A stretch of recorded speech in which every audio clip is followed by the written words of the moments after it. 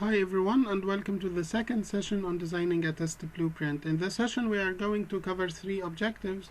Number one, to identify the components of a learning cycle, to recognize the 5 principles of assessment, and to design a test blueprint for different assessment forms. And we are going to cover only one form of these assessment techniques or strategies, which is a quiz. So any educational process usually revolves around a learning cycle. And this learning cycle is based on identifying the outcomes that you need your students to demonstrate by the end of a certain educational environment. So once you start to identify the outcomes that you need your students to master by the end of a course, session, or program, the next step is to plan how you are going to deliver and how you are going to obtain these learning outcomes in order to make sure that your students have learned and that you have taught all the learning outcomes. And then you are going to finish this off with getting some kind of feedback or designing some kind of assessment to make sure that your students have already identified the intended learning outcomes. So our main focus throughout the learning process, according to the constructive alignment discussed in the first session, revolves around the student's performance. That's why the teaching must be again related to the student's performance, the assessment, and the testing. And in order to make sure that we have such kind of constructive alignment, we should keep in mind that in order to design an effective assessment, you should consider 5 main principles of testing and assessment, which are validity, reliability, authenticity, practicality, washback. In fact, we have discussed validity and reliability in the previous session, and what we are going to go through very quickly today is authenticity, practicality, and washback. So as we said in our previous session, that validity is the extent to which a test measures what is supposed to measure and nothing else. Very simply, it is, does the test test what it should test, and so on. And then we have reliability, and we have 3 different forms of reliability: the student's reliability, the reader reliability, the teacher reliability, and the test reliability.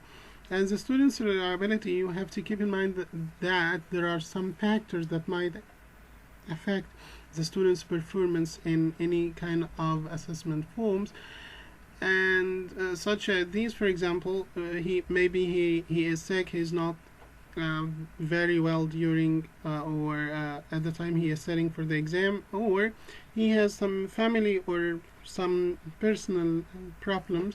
And then we have again the facilities, that we have temperature, maybe the place he is sitting at is too hot or too cold, and so on. And maybe we have some background knowledge, or we have some noise, and maybe the students or maybe the place that he is sitting for the exam is noisy, and this usually affects his performance. And also we have the reader reliability, how consistently the teacher scores the test. There are some factors that might affect your grading of the courses, such as maybe you are hungry and your performance is not 100% perfect, or you are tired, or you have forgotten the criteria you are using to mark the student's performance, or you are disappointed, or you are biased. And then we have authenticity, and what I mean by authenticity is how closely tested material matches real-world application. And we have 3 different forms of authenticity. We have authenticity of tasks, authenticity of language, and authenticity of context.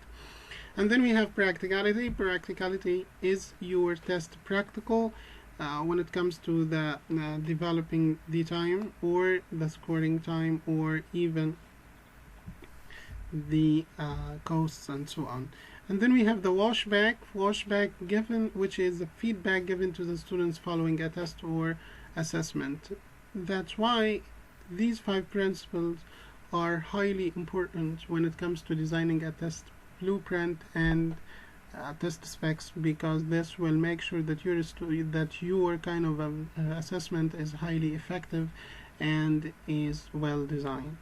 So why do we need a test blueprint? Very simply, we need the test blueprint for two main reasons.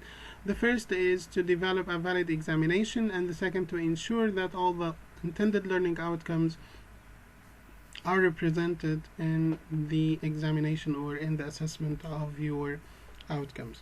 So we have 5 steps for any standardized assessment.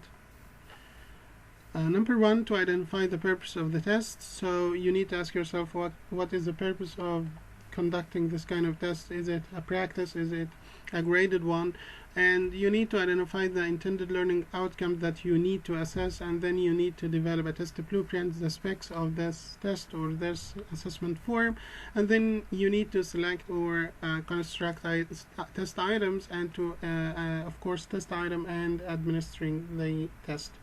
And then you need to pinpoint the evaluation form that you are going to follow while you are grading the student's performance.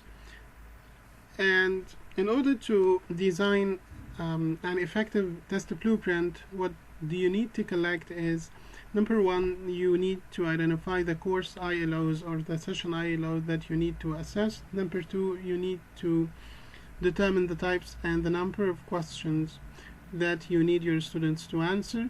And then you need to identify the thinking level that you need your students to demonstrate while answering some question, and then you need to identify the weight or the topic or the item, the ILO's weight in your test, and then you need to allocate the time for each question to make sure that the students the test itself is very practical.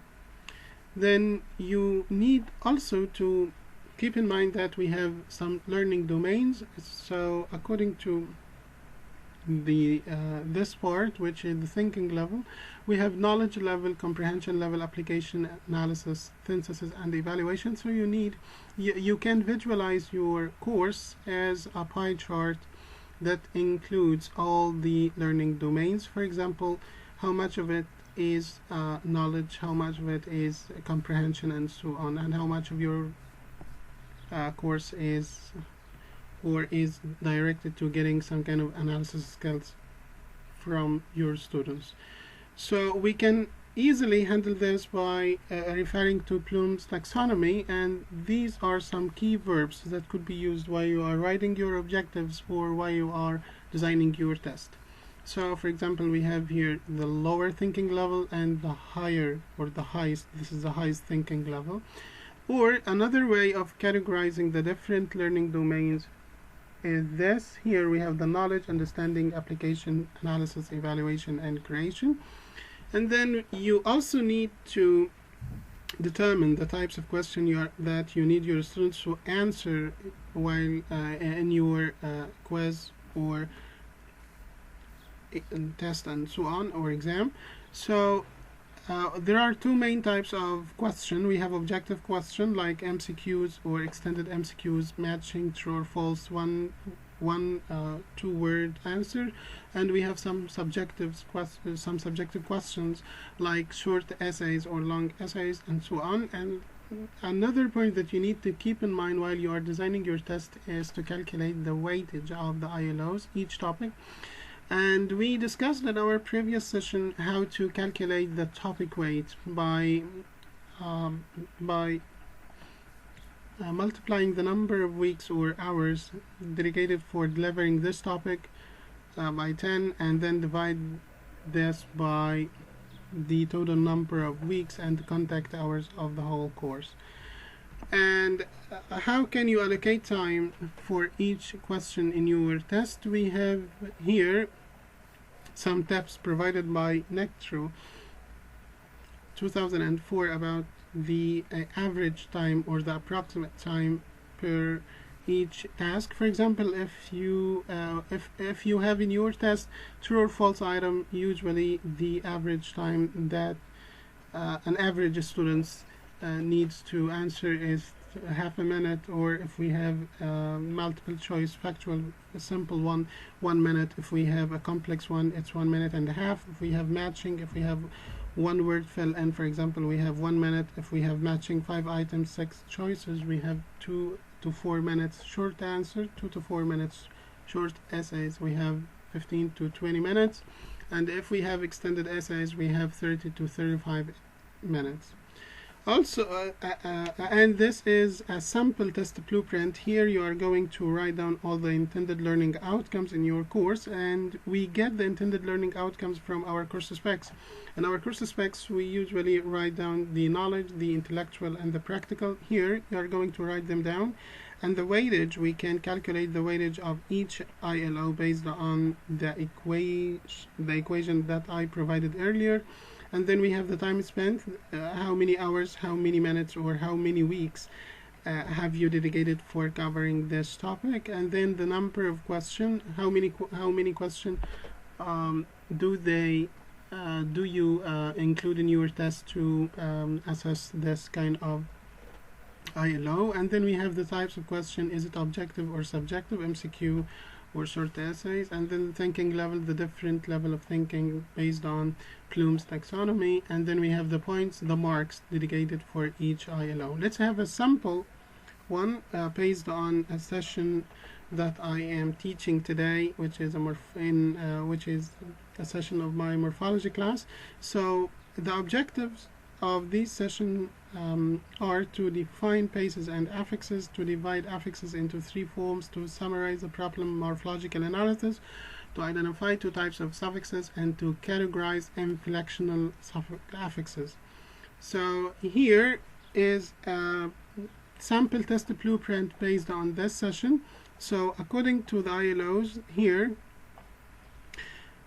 I need my students to define something and to categorize, to identify, to summarize, and to divide.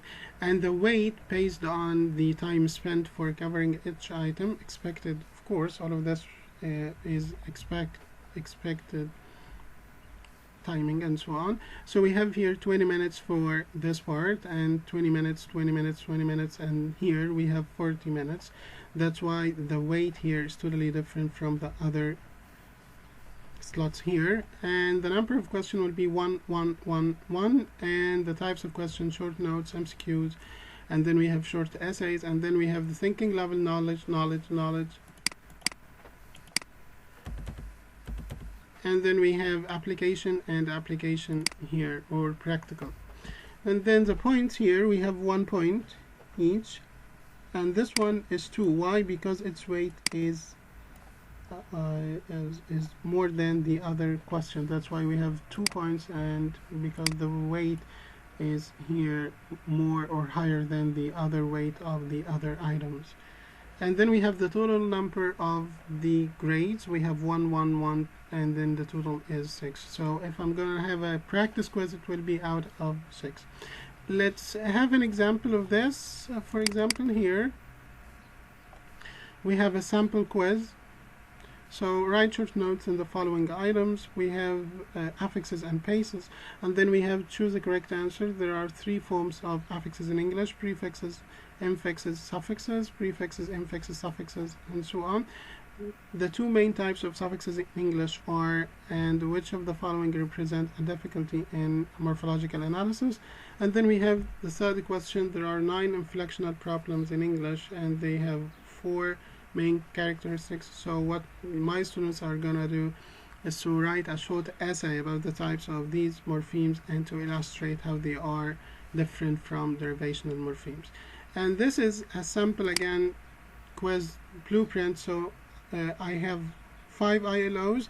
The first one is covered in question 1, the second one is covered in question 2, question 2, question 2, and this one is covered in question 3. The allocated time, the first question usually will take expectedly 4 minutes, and the second one 6 minutes, and the third one 10 minutes. And based on this, the time of this quiz, or this quiz, yes, will be 20 minutes. So there are some tips that will help you while you are designing your test. Again, to group the question, and we have discussed this in our previous session, of the same type together, and to begin with some easy question, to arrange the question in ascending difficulty, progressing from simple to more complex. Question that might provide answer should be revised or removed. All questions should be numbered consecutively. And then after you're done with your test and the test blueprint, you need to check these items. Is your test valid, reliable, authentic, practical, and do we have some kind of positive feedback after we grade all the students' performance? And this is a sample midterm blueprint, and this is another sample of final blueprint, final exam blueprint. And you need to remember that teacher do not teach for the income, teacher teach for the outcome. So if you have any question, feel free to contact me, and thank you so much for your time, and thank you.